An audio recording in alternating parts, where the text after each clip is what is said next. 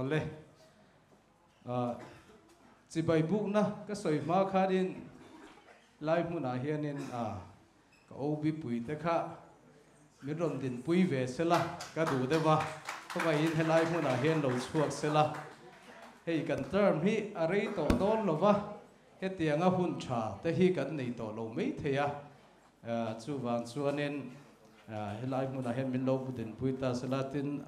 na kum lama min tel pui to lo tur te bo hi an om ve to chung tiang chu zan in na hi hian kan ni ve loma chu wang choi kan ko chuak deuh kher ani khong ai na awanga ka rong bol pui te zan ina helai huna joint group night mang tura local form zong song te amasa in kan lalpa isu krista ming le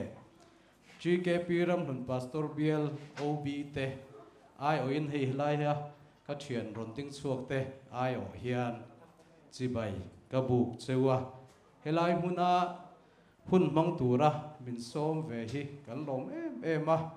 ni kum lam khan helai huna tho hian hlim takin kan hong ho to kan beng le kan mit te atlai em tin zanina po kan be sei ang nge in kan beng le kan bit te atlai ni kum lama khanin thei to pin pathian fakat soi moi na zai ho na le lam ho na hun te kha kan manga nuam kan ti tak zata zanina helai mana ron kal po hi kan phur tak zata ni ti kha ka han soi dua thuril tua chuan thalai te in that lai che ula in la no pan viu lai hianin hlim ro min ti kan that lai hun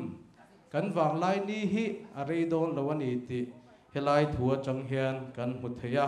chu wang chuanin lim taka mang turin min ti ani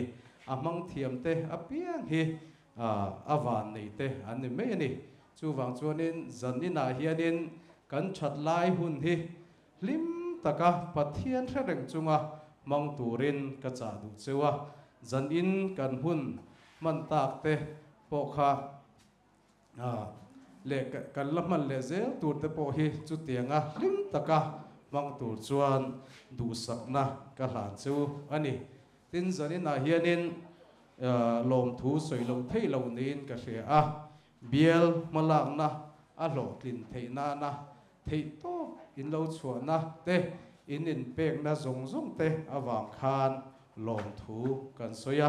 thei to mi lo chua pui chun zom ze turin zanina hian ka som bok cheu ani zanina kan program man tak tele kan la man ze tur te hian kan rong bol na phur na min petu lo ni zel sela in potlan le tho ho na chazok alo ra chua zel na hun lo ni bok sela tin zanina kan program man me khi pathian ro puina tu lo ni ro se